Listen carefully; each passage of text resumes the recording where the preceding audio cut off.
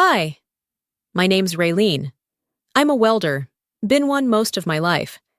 And last Thanksgiving, my own mother asked me not to come, said it would make things easier for everyone. Turns out, everyone didn't include me. What hurt more wasn't the disinvitation. It was realizing I'd been quietly erased long before that dinner.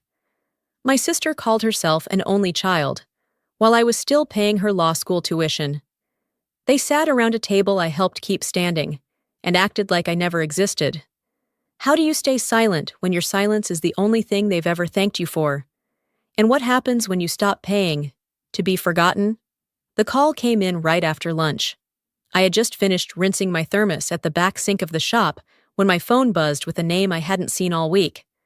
Mom. We don't talk much on the phone anymore. Texts mostly. Hope you're well. Call when you can. Craig's coming by this weekend. Basic things. Things that don't require follow-ups. But she called. That was different. I stepped outside, past the steel bins and the scrap pile, and pressed the phone to my ear. Her voice was soft, measured like she had practiced it in her head. Raylene, honey, about Thanksgiving, she started. We've been thinking it might be easier if you didn't come this year. You know, just to keep things comfortable for everyone. That was it. No explanation, no ask, no pause to wait for what I thought. Just that. I didn't say anything. I let her finish whatever justification she had rehearsed. But it didn't matter. I wasn't invited. It wasn't like I'd been planning a grand entrance or anything. I wasn't bringing anyone. I wasn't even planning to stay long. Just the usual. Drop off the turkey. Eat the side dishes no one else wanted to claim. Smile through the awkward conversations, and leave before the wine started making people too honest. But still, I had ordered the smoked bird from the same place I had every year since Dad passed. I'd paid in advance. I'd even picked out a cinnamon glaze to try this time, thinking it might actually make a difference this year. Comfortable, I whispered after the call ended. Comfortable for who? I walked back into the shop and nodded to Mike, one of my guys, who didn't ask why I looked like I'd swallowed a brick. I didn't want to cry in front of him, or anyone, really. So I put my helmet on. The Ray sticker on the side was peeling from years of heat and time. Dad had given me that name when I was 15, and welding my first toolbox frame. He was the one who told me I had hands smarter than most heads. He was also the last person in the family who ever introduced me proudly. I powered up the torch. The hiss of gas and flash of blue light grounded me. Sparks flew, metal bent. Everything made sense again, until the job was done and I was left with silence. After my shift, I took the long way home. The road curved through the edge of town, past the feed store and the billboard advertising Jolene's firm in training as future legal leaders. Her photo was there, arms crossed, confident, clean, everything in place. I pulled into my driveway just as dusk was settling. The streetlights hadn't come on yet, but I didn't bother turning on my porch light. Inside, the house was quiet. My boots landed next to the bench by the door. I walked straight to the fridge and opened it, staring at the shelves like something might rearrange itself into comfort. There it was, the brine starter kit. Fresh rosemary, orange peel, peppercorn. A tradition, I guess. One I held onto for longer than I should have. I pulled it out and stood over the sink for a moment. The air smelled sharp from the citrus.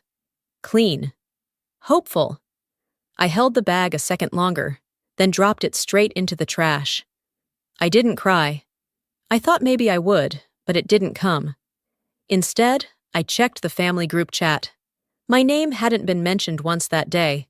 Not even a Ray, you okay? Or, where you at? Nothing. Photos of table arrangements. Linen napkins folded like little birds. Jolene's boyfriend Craig was tagged in a post showing off the wine he brought. That man has never said a word to me. Never shook my hand. Not once. The caption under the photo said, "So lucky to have such a perfect, polished evening planned with people who matter most." People who matter most. It wasn't just a missed call anymore. It was a message.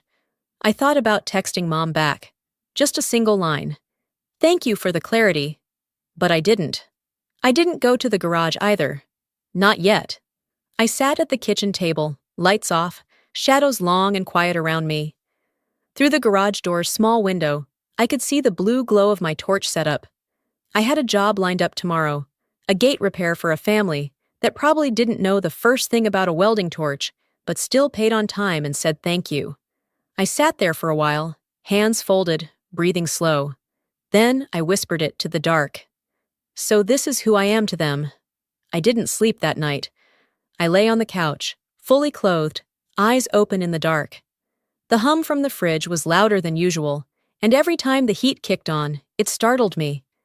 At some point, I moved to the kitchen, poured black coffee into a chipped mug, and sat back at the table where everything had started to shift. By sunrise, I still hadn't turned on the lights. It wasn't until mid-morning that I finally got up and grabbed my phone. I had 3 missed texts, one from Vera, my cousin on Mom's side. We weren't close, not in a weekly chat way, but she always remembered my birthday and had a habit of noticing what others tried to ignore. Her message was short. You might want to see this. Attached was a video clip, shaky camera work, background chatter, a living room decorated in gold accents. And there was Jolene, standing next to Craig, holding a wine glass like she belonged in a Pottery Barn catalog. The lighting wasn't flattering, but the sound was clear. Someone off-screen asked, "So you have any siblings?" Jolene laughed. "Technically, yeah, but I'm pretty much an only child." She didn't stutter, didn't blink, just said it like she was stating her Starbucks order. I didn't throw my phone, I didn't scream, I didn't even hit replay.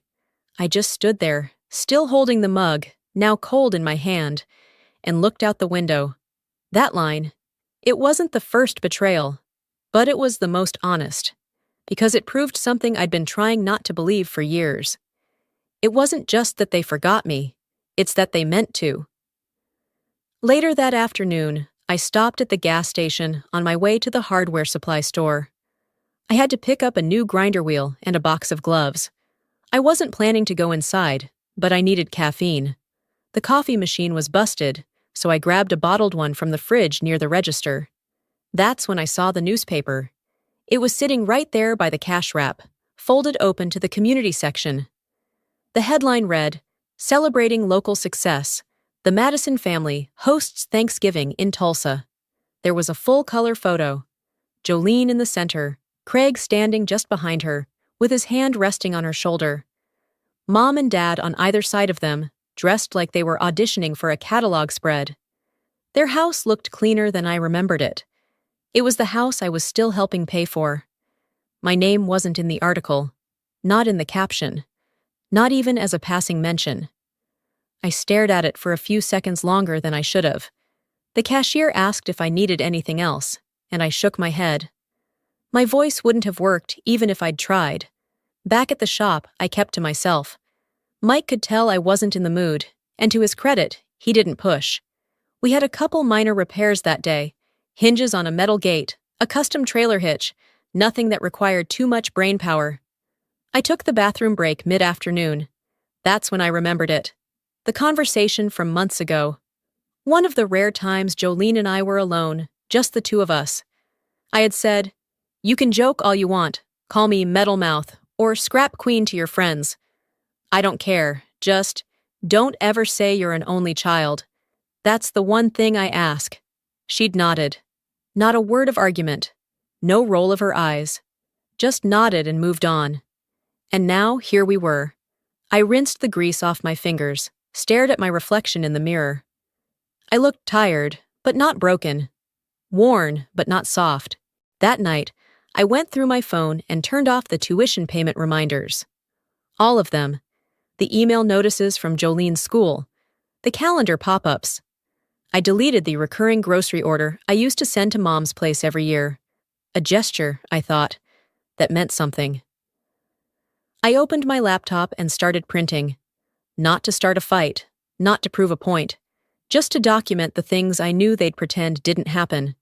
Tuition receipts, wire transfers, screenshots of texts and requests, the mortgage assistance documents I signed when they needed help just for a little while. It took an hour. I put everything in a manila folder and labeled it with a Sharpie, in case they forget. Then I opened the family group chat. I scrolled past Jolene's long message about healing through holidays, about gratitude and forgiveness, and, what matters most, is love. She had attached a photo of the dinner setup. Napkin rings, candles, fancy cutlery. Under it, she wrote, "No matter what's happened, we're still family. Let's focus on what unites us." No mention of me. Not once. I didn't respond. I didn't leave a snarky comment. I simply clicked Leave Group. No alert. No fanfare. No one reached out. Not one. The envelope sat on the kitchen table for half an hour before I touched it again. Thick paper, the kind lawyers and banks use. I ran my finger over the words I'd written, for future reference. Not a threat, not a warning, just a reminder for myself, what I had done, what they had asked for, what I had given. I slid it into the fireproof box under the counter and clicked the latch shut. Then I rinsed out my mug, tied my hair back, and headed to the shop. It was the day before Thanksgiving, and the streets were already busier than usual. Trucks making deliveries, people crowding gas stations with coolers and bags of ice.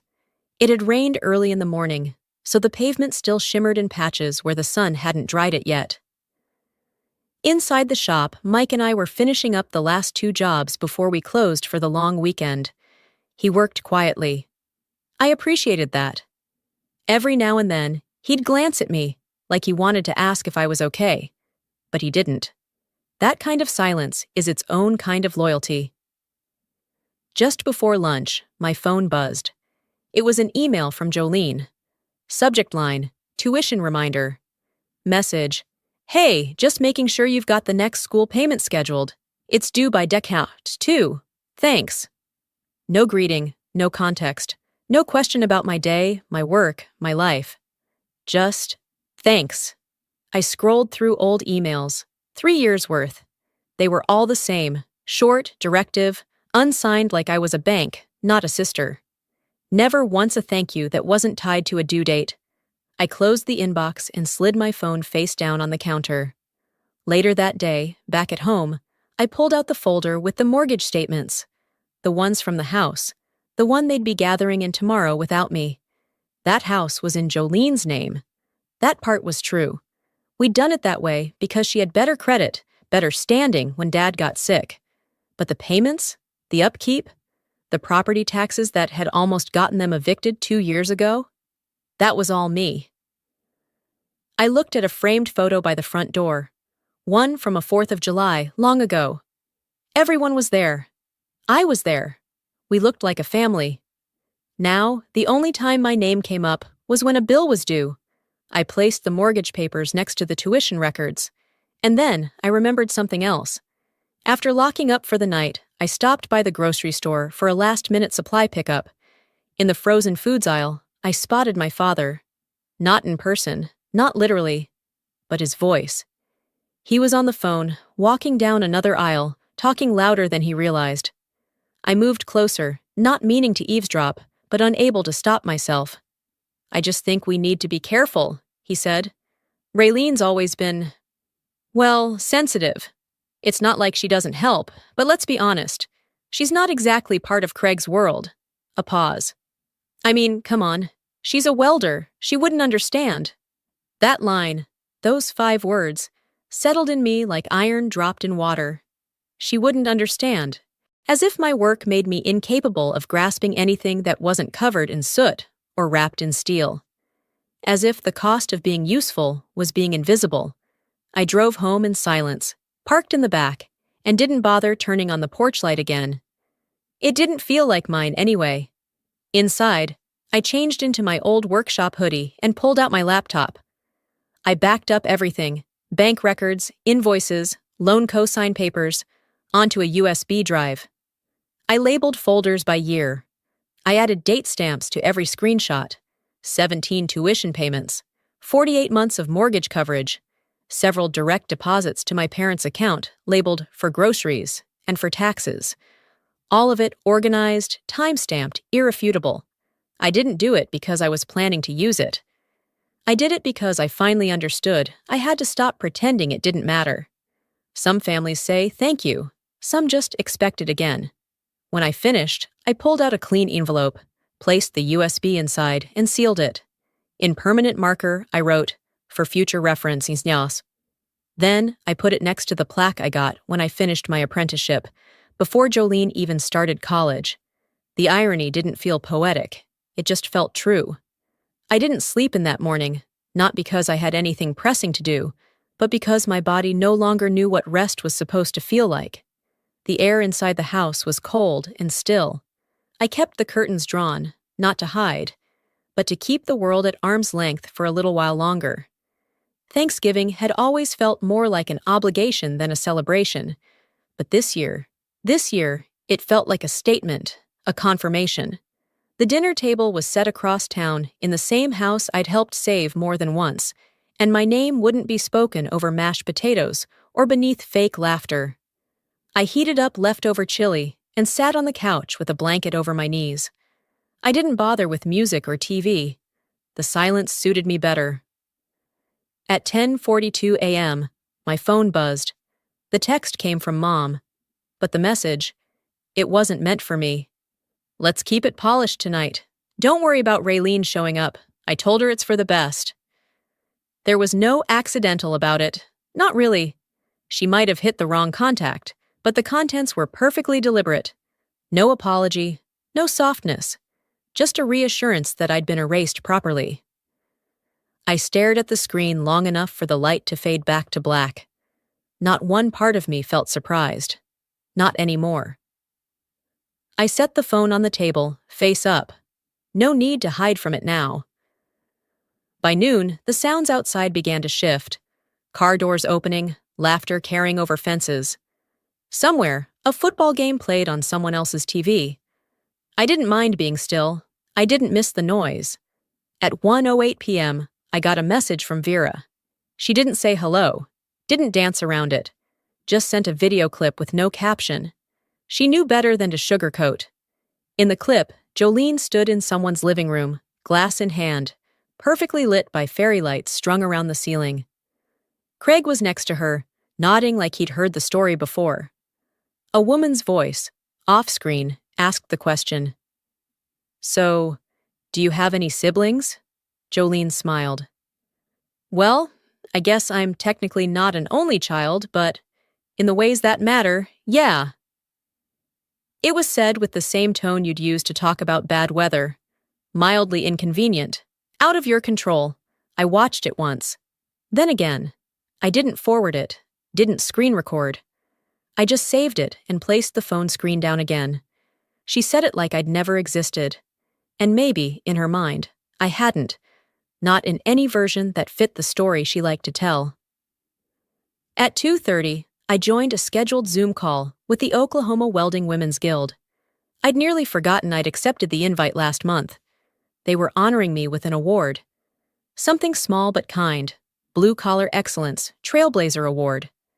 Someone introduced me by saying, "We need more women like Raylene, showing young girls that this kind of work is something to be proud of." I smiled. I thanked them. I meant every word. I didn't cry on camera, even when they asked if I wanted to say anything to other young women starting out. I said, "You don't have to dress it up. You don't have to apologize for getting your hands dirty. If it pays the bills and builds something real, it's worth more than a polished title that does nothing but decorate a resume." They clapped. A few typed messages into the chat box. I clicked "Leave meeting" without waiting for it to end. I placed the award beside the envelope from earlier. Two truths, one forged with effort, one sealed in silence. Later that evening, I returned to the table. This time, I opened my laptop, not to search, not to escape, but to create something I hadn't made before. A letter, not addressed, not dated, just titled, "If Questioned." I didn't start with anger. I started with timelines. Tuition breakdowns, semester by semester. Mortgage dates, grocery payments during flu season. Texts asking me to spot them again because Dad's check hadn't cleared. I included the first time I wasn't invited to dinner. The first time Jolene said, "Just keep it quiet about the house." The first time, I was cropped out of a photo before it hit social media. It was just facts, no adjectives, no commentary. I wasn't writing to beg, I wasn't writing to shame. I was writing because truth had been drowned in enough half glasses of Chardonnay at that dining room table, and I didn't plan on letting that story be the only one anyone remembered. When I finished, I printed the letter and slipped it into the file folder alongside everything else. The folder was thick now, heavy in a way I could feel in my hands. I took it to the small safe I kept under the garage workbench, dialed the code, placed the folder gently inside. As I closed the door, I paused. I didn't feel triumphant. I felt prepared. I looked at the locked safe and whispered, "I hope you never make me use it." The garage was still warm from earlier. I leaned against the workbench, arms crossed, staring at the safe. The door was locked. The folder was inside. That should have been the end of it. But I knew it wasn't. I walked back into the house, boot heels tapping against the concrete. The evening had settled in, heavy and quiet, the kind that makes everything sound louder than it is. I turned off the kitchen light, letting the soft orange hue from the porch seep in. Then I opened my laptop. It took a few seconds for the school's portal to load. I'd logged in so many times over the years. The browser autofilled the credentials. I navigated straight to the payments section. The pending charge sat at the top. Spring tuition, $19,000 and change. I didn't hesitate. One click, cancel, confirm. A small notification popped up. Authorization removed. Payment not scheduled. That was it. I sat there for a moment longer, then closed the lid, walked outside, and turned off the porch light. For the first time in years, I wasn't on call, not for them, not for her. Around 8:30 that night, the first text came in. "Hey, did you forget the payment?" I didn't respond. 15 minutes later, "School's saying nothing's processed. Is there an issue?" Still nothing. Then, "Raylene?" I opened the drawer next to the couch and dropped the phone in, screen down. If there was an emergency, it wasn't mine to handle anymore. I poured myself a glass of water. The house was quiet again, no buzzing, no reminders. At 9:52, the phone rang. Landline. Hardly anyone used it anymore, which meant one thing: Mom. I let it go to voicemail. Then she called again. I picked up on the third ring. "I don't know what you're doing," she started, voice already raised. "But this is going to destroy your sister's future." I didn't say a word. "She's counting on that degree. She has deadlines, Raylene, responsibilities. She's already told people she's covered for this semester." Still, I waited. Then came the line that did it. "You're going to make the whole family look bad." There it was. Not concern for Jolene. Not a trace of accountability, just fear of exposure. I inhaled, slow and controlled. My voice didn't shake when I asked, would Craig's family disinvite their own daughter from dinner for having a job? She didn't answer. I waited, but there was nothing. Just that kind of silence you get when someone knows they can't lie their way out, so they say nothing at all. I heard the shift. Her breathing changed. The guilt was there, barely masked by her tone when she tried again. "I'm just saying, you could have at least told her first." I smiled, but it didn't reach my eyes. She never told me when she erased me. I hung up. Minutes later, my father's name flashed on the screen. I answered. "Ray, I know you're upset, but this isn't how families handle things." "No," I said. "Families don't send people away from dinner tables either." He sighed hard, like he was the one exhausted by me. "We all have to make sacrifices sometimes." "I already did," I said, "and none of you noticed." He tried to talk over me, but I didn't let him. "You want me to keep paying? Fine. Tell me who's willing to match me, dollar for dollar. Who's putting their name on the check this time?" He didn't respond. I waited 5 seconds, then hung up. It wasn't anger that carried me. It was peace. The kind that comes when you stop letting other people rent space in your head for free. I reopened the laptop. I didn't go back to the payment screen. Instead, I opened the family group chat, the one I had muted long ago. The messages had stacked up. Jolene's texts now read like panic. If I don't pay by Monday, I get dropped from the semester. This could ruin everything. You're not seriously going to leave me hanging like this. I stared at the screen, then typed slowly. No one said thank you for what I gave, so don't expect me to apologize for what I'm taking back. Then I closed the thread. No more debates. No more explanations. The thread went quiet. I leaned back in my chair, exhaled, and closed my eyes. The sound of the shop next door locking up for the night drifted through the window. A cold front had rolled in. I got up, threw on a hoodie, and opened the back door. The sky above was still. No wind. Just stars and silence. For once, I wasn't bracing for the next message. I wasn't waiting to be needed. The morning after the cold front rolled in, the air outside had a bite to it. I could feel it coming through the garage walls while I sanded down a set of hinges for a custom gate order. My fingers were stiff, but my thoughts were clear, sharper than they'd been in days. Maybe silence really was a kind of healing. That clarity didn't last long. Around mid-morning, my phone vibrated on the corner of the workbench. I glanced over, expecting another delivery confirmation or maybe something from Vera. But it was a voicemail from Mom. I let it sit for a while before I finally hit play, wiping my hands on a towel as her voice filled the room. Hi, sweetheart. Look, maybe we were wrong not to include you last week. It was never personal. It was just... With Craig's family, we wanted everything to feel smooth. If you want, I can mention you next time we see him. I'm sure he wouldn't mind. There it was. The olive branch made of plastic. If you want. Like acknowledgement was optional. I hit replay, not because I didn't hear it the first time, but because I needed to make sure she actually said it that way. She did. She'd offered to mention me, not apologize, not ask for a conversation, just name drop me if I felt like I'd earned it. I walked into the kitchen and sat down at the table where the envelope had once been. The safe was locked now, but my patience wasn't. I pulled my phone out again and opened a new message. I typed it out slowly, then read it aloud once. I was never asking to be introduced. I just asked not to be hidden. You couldn't give me that. Then I hit send. I didn't wait for a reply. I knew it wouldn't come. Instead, I opened my accounting sheet on the laptop and moved Jolene's tuition line item from active to closed. I added a note in the comments. Final installment canceled. It felt good, not satisfying. Just finished.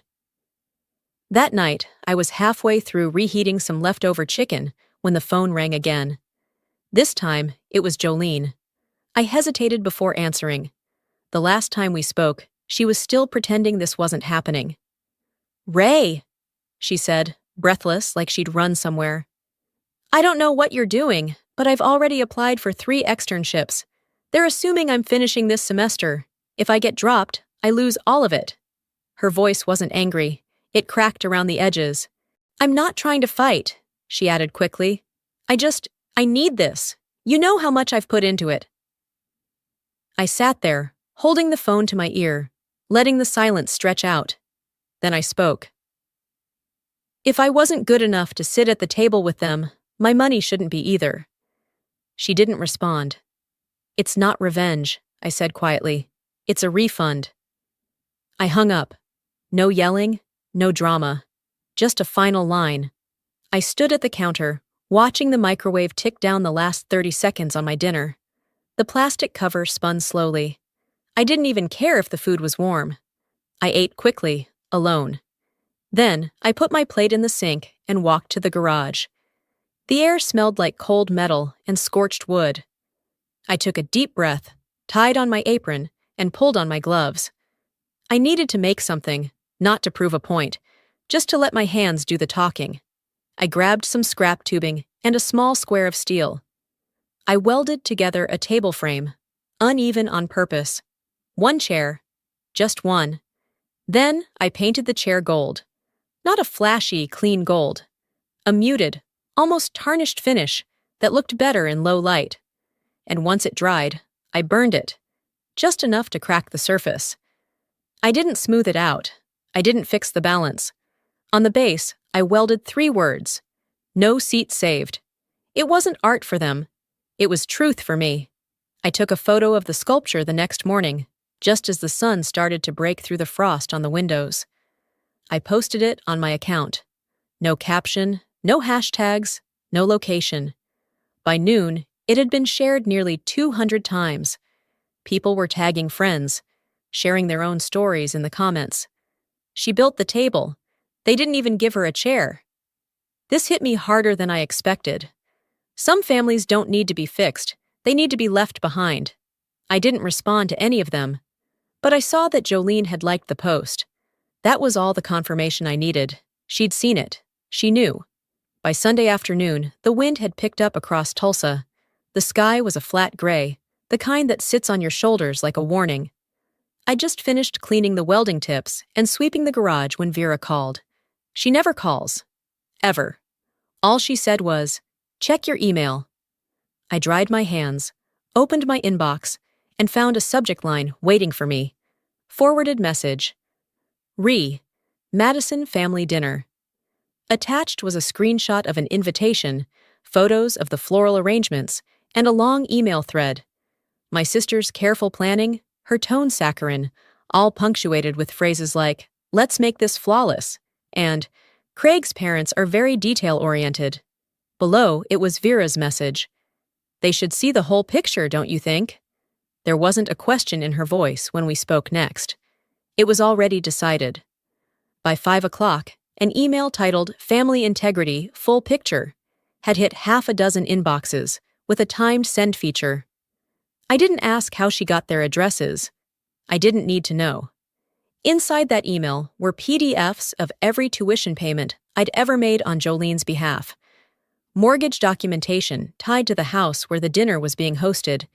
Screenshots of texts. The video of Jolene saying she was, functionally, an only child. A link to the welding union's award announcement. No subjectivity, no rant, just truth. The party started just after 6. I didn't go. I wasn't invited. But I could picture the whole scene in my mind. Their dining room always felt like a stage. White plates, silver trim, crystal glasses that no one could pronounce correctly. Candles flickering just right. Mom fluttering between rooms like a hostess trying too hard. Jolene, smiling at the head of the table, Craig at her side. At 6:42 p.m., the first buzz hit. A phone screen lit up. Then another. A low hum of confusion. Forks paused mid-air. Someone cleared their throat and asked, "What's this?" Craig scrolled through the documents in silence. His father frowned, glanced at Jolene, then back to the screen. Craig's mother raised an eyebrow the way women do when they've spent decades in rooms filled with lies. The same eyebrow Mom pretended not to notice. Jolene went pale. I wasn't there, but I'd bet my boots she tried to speak. She always did when the silence wasn't hers to control, but Craig beat her to it. "This whole evening," he said, folding his napkin slowly, "is beautiful, but apparently it's not the only thing built on borrowed credit."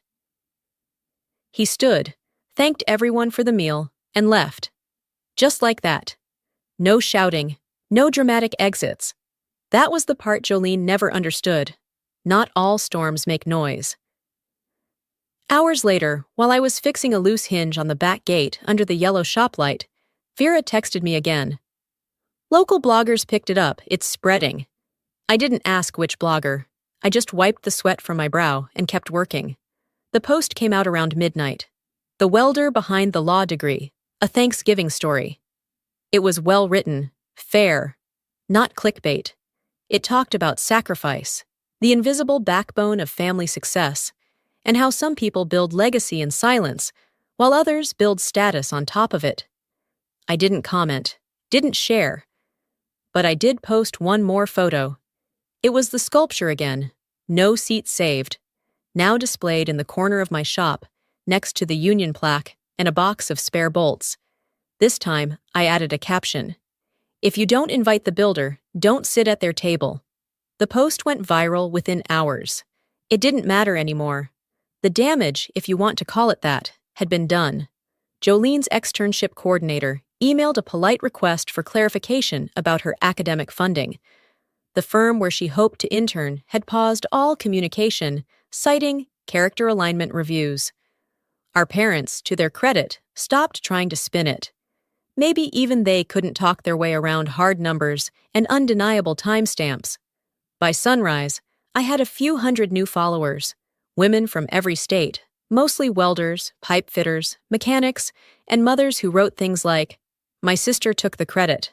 I took the night shifts." I cried reading this. Thank you. Your story is mine, just with different names. I read them all, every single one. And when the bell above the shop door rang at 9:03 a.m., I didn't have to look up to know who it was. She didn't knock, didn't call ahead. Jolene stood there in yoga pants and an oversized sweater, no makeup, hair pulled into a messy bun that didn't look intentional. She didn't speak right away, but her eyes, those wide, exhausted eyes, were screaming. She didn't say anything at first, just stood in the doorway like a stranger who'd taken a wrong turn. Her face was bare, and for once, it wasn't because she was trying to look effortless. Jolene looked worn down, but it wasn't the kind of tired that comes from work. It was the exhaustion that creeps in when a lie runs out of road. I didn't offer her a seat. I didn't reach for a second mug. She stepped inside anyway, walking toward the bench where I kept scrap metal stacked in neat rows. Then, in one clumsy motion, she dropped a stack of papers onto my work table. They fanned out across the surface, printouts of blog headlines, screenshots, tuition receipts. The last one sat front and center. Oklahoma's quiet backbone, the sister who paid in silence. I didn't need to read them. I'd lived every line. "You destroyed my life," she snapped, voice cracking mid-sentence. "For attention. You always needed to be the one people felt sorry for." I wiped the dust from my hands and set my welding mask down slowly, never breaking eye contact. "You want to talk about attention?" I asked. "You erased me from pictures, holidays, even your stories. Then got surprised when people filled in the blanks themselves." "You think this is fair?" she fired back. "You could have just said something. You didn't have to humiliate me." I took a step forward, not to threaten, but to make sure she saw that I wasn't shrinking anymore. "Fair?" I said. "I begged you not to pretend I didn't exist. You did it anyway, and I kept quiet because I thought if I kept giving, eventually, you'd remember I mattered." She looked like she wanted to argue, but the words wouldn't come, so I kept going. "You're not mad because I lied. You're mad because I stopped helping you hide yours." Jolene's hands trembled slightly as she reached down, gathered the papers, and tried to stack them again like she could make them neat enough to erase what they said. "I lost Craig," she whispered. "You turned him against me." I almost laughed, but I didn't. Instead, I walked to the corner of the shop and opened the safe. The folder was still there, untouched. I carried it back to the table and dropped it in front of her. "I didn't turn him against you," I said. "He just saw what I've seen for years." She stared at the folder, but didn't open it. "That's everything," I added. "Every dime, every bill, every silence you mistook for consent." Jolene looked up then, eyes red, but not from tears, more like someone who'd run out of energy to pretend. "This isn't revenge," I told her. "It's what happens when you treat someone like a utility instead of a sister." She didn't say a word. I walked over to the front door and opened it, letting the cold air spill in. "You can take the folder or leave it, but this is the last time we speak." For a moment, she didn't move. Then, quietly, she picked up the folder, turned, and walked out. No slamming door. No final insult. Just the creak of hinges and the soft click as the door closed behind her. I stood there for a while, listening to the emptiness she left behind. Then I turned off the shop light and walked back to the garage. That night, I opened my phone for the last time under my name. I deleted the family group chat permanently, not just left it. Gone. I changed my number, not out of spite, but for peace. I opened the scholarship application I'd been working on for months, the one I'd been too busy, or too scared, to finalize. This time, I filled in the last fields. Raylene Grant Welding Scholarship, in honor of the women who build silently. Under sponsoring name, I used my mother's maiden name. Because sometimes you rebuild your legacy by going around the wreckage. I submitted it before midnight. No announcements, no applause. Just quiet resolve. I went to sleep with the window cracked open, letting the cool air settle over the room. No dreams, no regrets, just space to breathe. The next morning, I walked out to the mailbox with my coffee. Tucked between ads and bills was a small white envelope with my name on it. No return address. But I didn't need one. I knew that handwriting. I stood on the porch for a moment, feeling the weight of it in my hand. Then I dropped it straight into the recycling bin. Not out of bitterness, but because some things don't need to be reopened. The envelope hit the bottom of the recycling bin with the softest sound, barely louder than the breeze slipping under the garage door. Still, it echoed through me like a gavel, final and unflinching. I stood there for a second longer, coffee cooling in my hand, then turned back toward the house. Outside, the neighborhood was stringing lights. Wreaths were going up. Inflatable snowmen were beginning to invade yards. December had officially taken over. I didn't decorate, not out of spite, just didn't feel like pretending. That afternoon, the shop was quiet. Orders had slowed for the season, and I wasn't in a rush to change that. I did a few quotes over email, polished a metal gate design, then stepped outside for some air. I leaned against the doorframe when the phone rang. It was the landline. Again. I let it ring once. Twice. I almost let it go to voicemail. But something, curiosity maybe, had me pick it up. Raylene. It was Mom. I didn't answer right away. She filled the silence. Just wanted to see how you were doing. I heard the weather's turning colder. Small talk, safe ground. I'm fine, I said.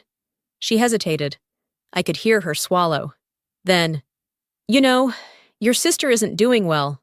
I waited. We were hoping you'd reach out, just to talk. Maybe help her through this. She's been struggling. I didn't raise my voice, didn't take the bait. I just spoke plainly. No one reached out for me when I was the one left out in the cold. Mom was quiet. I think she was holding her breath. I didn't offer more. I didn't owe more. I hope you're well, she said at last. Click. That was the last time we spoke that year. Later that week, I received an email from the local trade school. One of their instructors had seen the article. They wanted to know if I'd come speak to their senior welding students about my career, my business, and what it meant to be a woman in the trades. I said yes. I expected a small turnout, maybe a few curious eyes, a few half-hearted questions.